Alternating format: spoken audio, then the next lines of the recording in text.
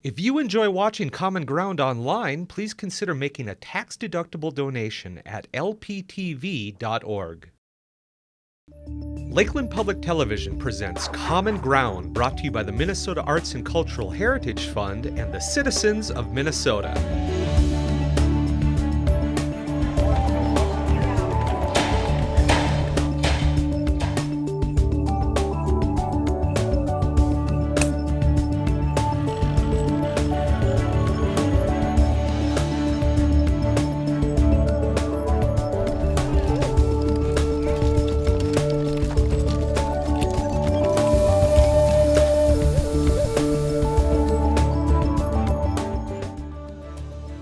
Welcome to Common Ground. I'm your host, Scott Knudsen.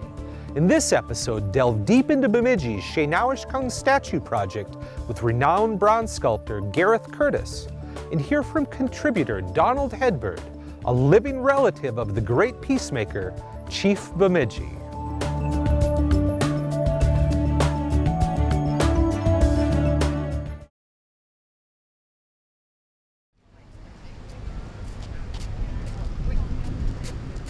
I was the co-chair of the Chief Bemidji Statue Project, and I came to it very interestingly. Prior to the start of the statue project, I was involved in a race relations project in Bemidji, Shared Vision. And I happened to be up at Red Lake visiting with Jody Beaulieu, who was the tribal secretary then, and she happened to mention to me that something good that the city of Bemidji could do would be to replace the current statue of Chief Bemidji with something more dignified. And I thought about that in the conversation with her. And then sometime a little after that, I brought a carload of people back up to her office to talk and listen to her explain what she meant and the feelings behind it. And that was the start of the committee. The idea was to bridge the gap between our communities, non-Indian and Indian. So the first thing that came to mind without hesitation is Bemidji should start out with its namesake, that there should be a statue erected that shows the honor and integrity of the person whose name is the city's name, and also to render positive image of our people, and one of integrity and one of honor for not only our people, but for the city of Bemidji and for those people who come to visit. You know, we had a wonderfully diverse committee. We had probably half Native, half non-Native people in the committee, which led for a wonderful mix and people's talents and strengths.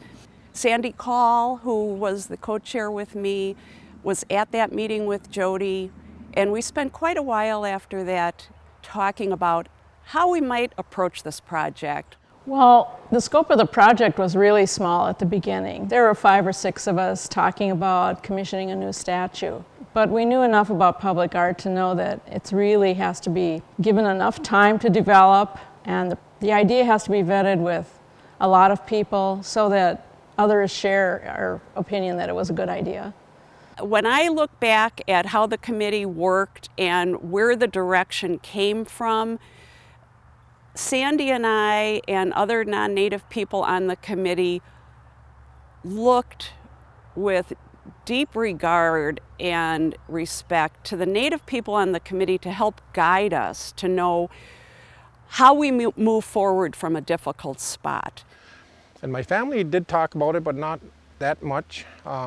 So I didn't really think about it growing up until lately when the committee asked if I wanted to be on there, and I was more than happy to do that. So Carolyn Jacobs is the one that got a hold of me and asked me if I wanted to be there. And I really think Carolyn did an excellent job. With the truth-telling of the history and with any other issues regarding the statue, we turned to the family numerous times, the descendants of Shaynowishkung, Donnie and Bev and Jody and Jess and Ashley. We looked to them, that family, to say, what do you think about how this should be? We focused on the new statue, figuring that as time went on, it would be the new statue and the design and so forth would be so wonderful that people would come to their own conclusions that we should retire the other statues. So, and I think that's basically what happened. So we didn't dwell on it. But one interesting thing that happened at the meeting at, I believe it was Leech Lake, there were about 20 people there. And 2 women were there, and they turned out to be relatives of the person that made the old statue that was still on the shore over here.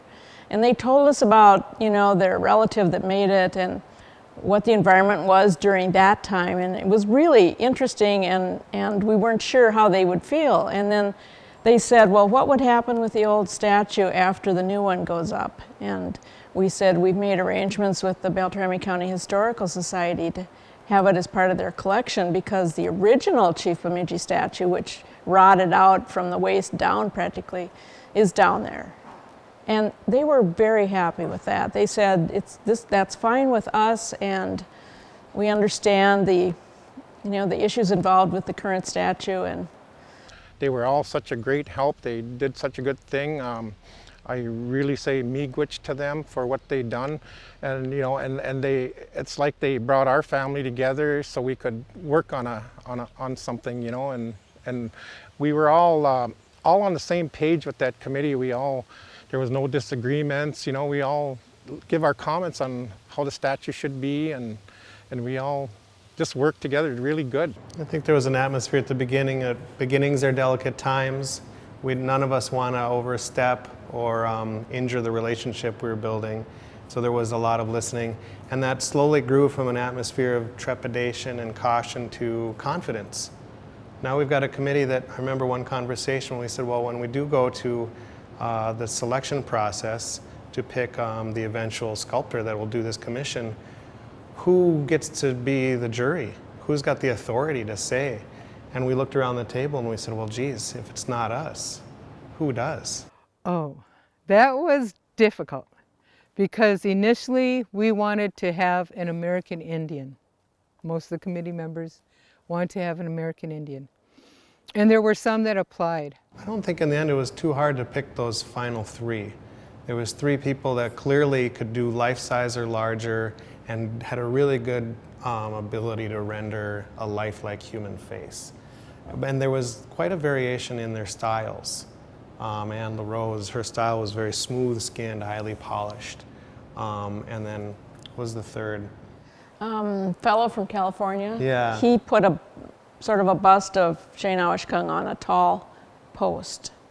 So I mean, there were 3 more totally monolithic kind of he had the idea of having drawings and writing perhaps on it. Yeah.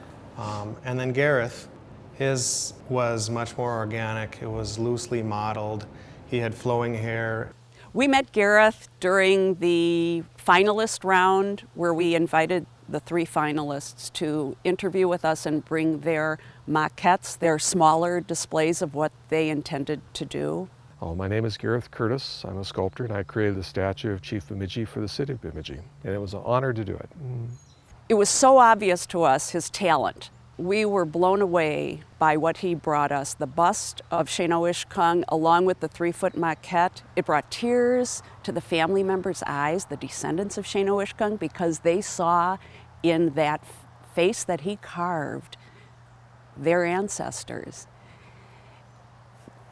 We all felt something wonderful about Gareth. But I feel that the rendering of what Gareth did is remarkable, and the committee is very satisfied with the work that he did. Right in his original proposal, he had no money from us. He had already started sculpting busts from photographs, from black and white photos.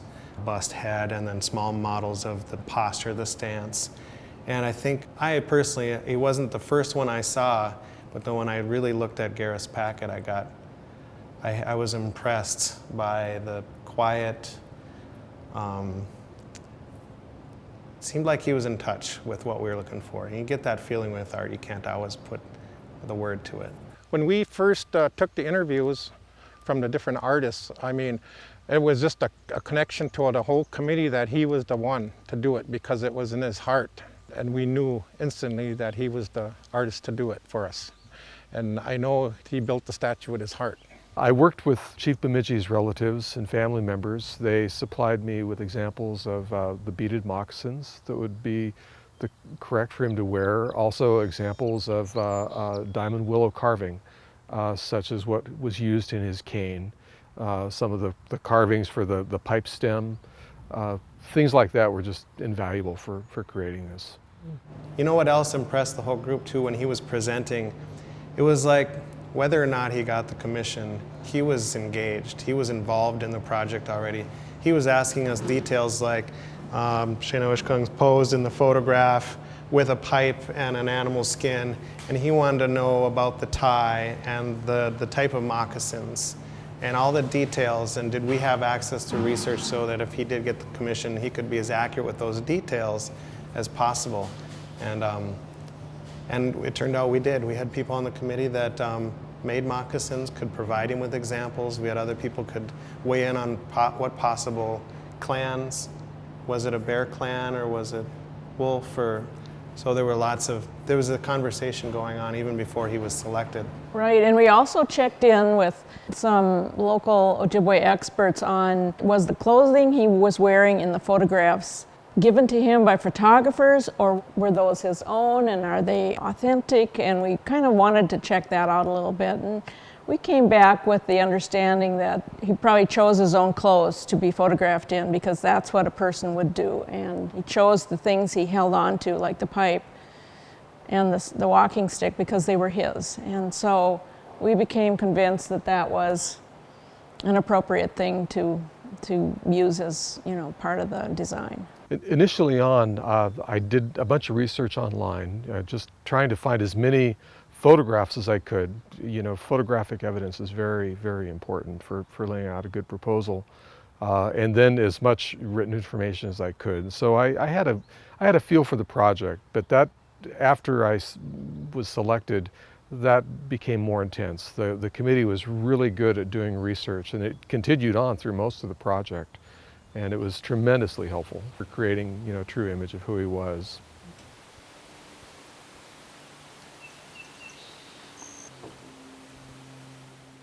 The most important facet of creating sculpture is the full-size clay model. That is the artwork itself. And so I spend more time at that than any other part of the process.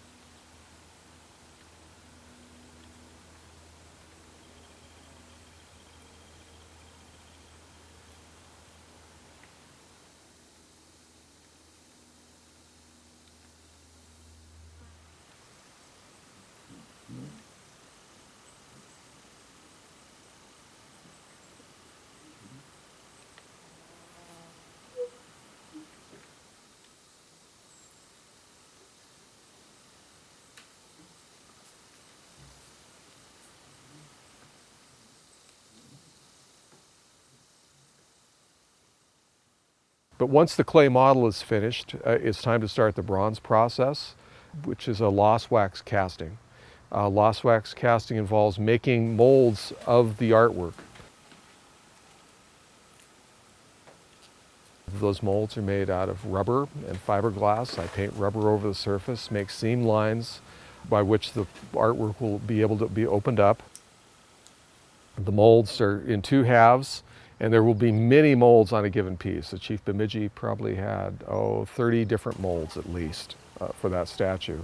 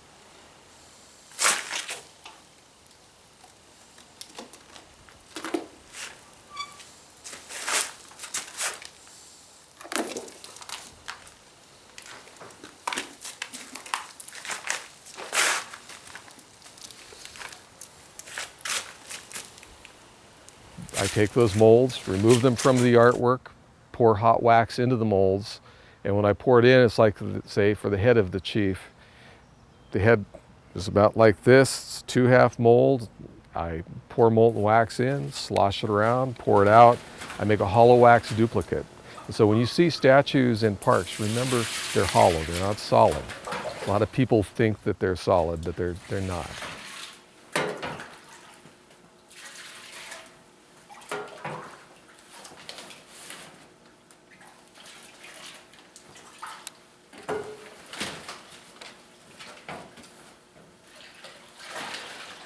And whatever the thickness of the wax is, that's going to determine the thickness of the finished bronze.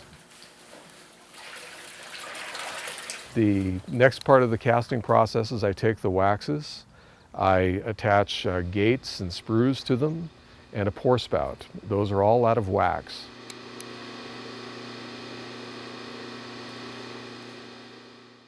The gates and the sprues are, while they're in the wax, I'm going to build a shell around the outside of that wax and melt it out. And those gates and the channels serve as a way to pour the molten bronze into the shells. There's the pour spout. And so the next step from creating the waxes with the gates and the spruing on them is I am building layers of shell material over the surface of the wax. And a dip after dip after dip into a slurry and into fluidized air beds to build up a shell that's about a 1/2 inch thick.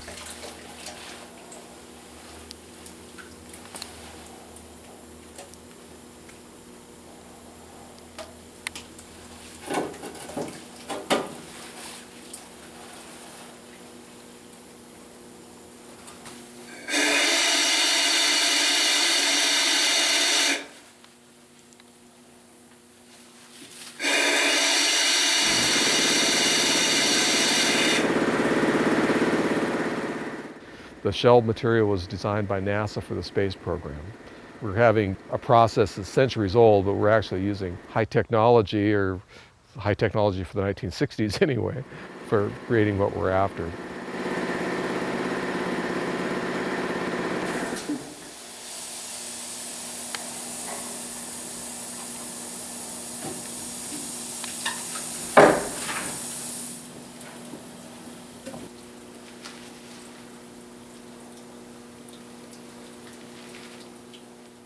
But the shell is amazing stuff. I take it when it is dry, I put it into a kiln, and I melt all the wax out so I have a hollow shell.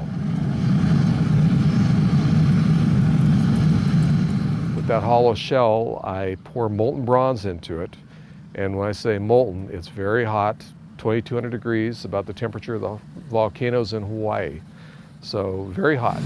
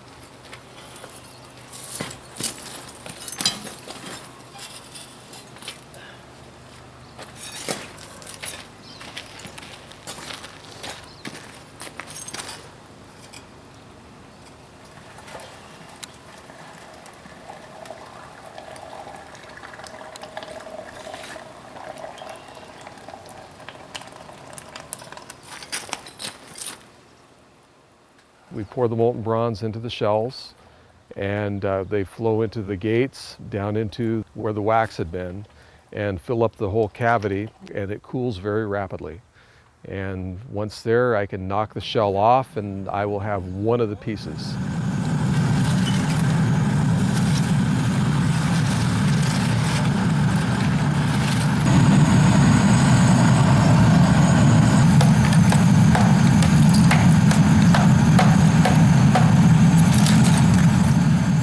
The chief had a total of 60 some pieces all told.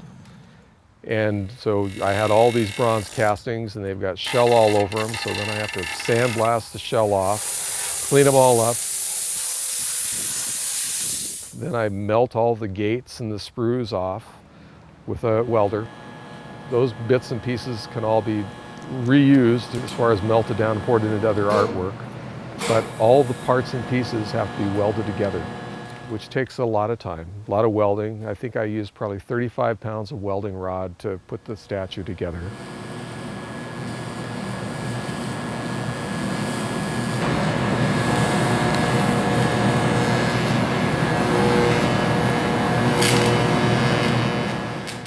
Then all those welds have to be ground down and sanded so you can't tell where they're at.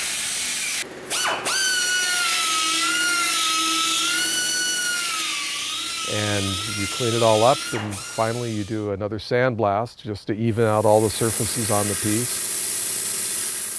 And then you're ready to do the patina.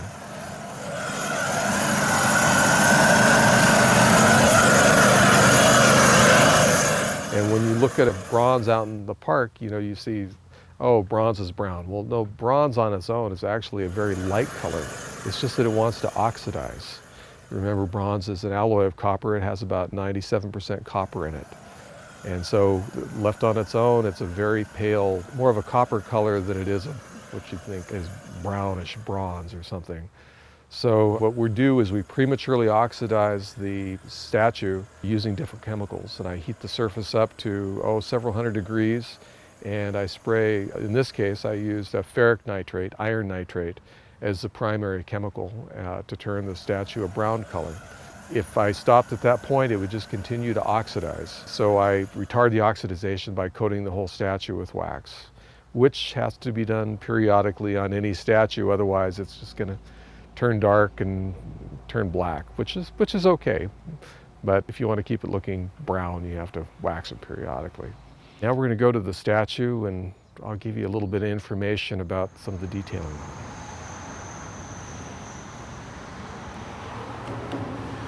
It's good to see him again. I've been away for a little bit.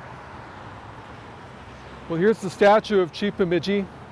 There's certain details on here that in the old photographs were pretty evident. The diamond willow cane was featured in a number of the old photos, so I wanted to make sure I included that. And also the pipe. It would have been carved in a red stone. I tried to be true to what I could see in the old photos, so. Also the style of his dress, it's actually a mixture of Native American along with European. And so his shirt is European and the necktie is European, but then he has the traditional style leather jacket for the Ojibwa with the beading work on it. And the beading on the moccasins is actually the same as that was done by one of his great-great-granddaughters. And so I think she liked the fact that I used her pattern. One of the things I found interesting when I was looking at the old photos was the fact that he had all the bells on. And so you have bells and rattles, but actually it's a signature for him. His name means he who rattles. And while that's on the title, I think people should be aware of perhaps he was just saying who he was by having those that he wore. I love to have people come and look at my pieces of artwork. And for me, it's best when actually, I shake my hand, they don't know who I am. I like to be a little mouse in the corner a little bit and stand back and see how people interact with things. And that way I know if it's effective or not, or they're just trying to flatter the artist. But I'm pleased that people love this statue. That means a lot to me.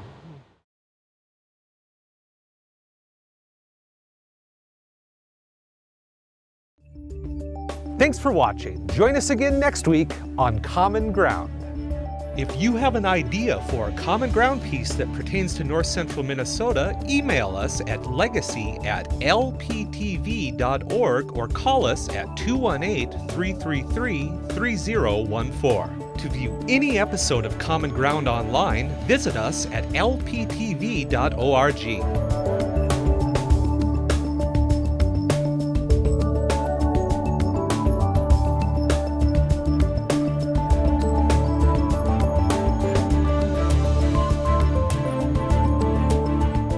Episodes or segments of Common Ground, call 218-333-3020.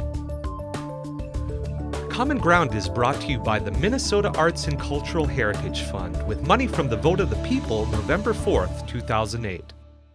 If you enjoyed this episode of Lakeland Public Television's Common Ground, consider making a contribution at lptv.org.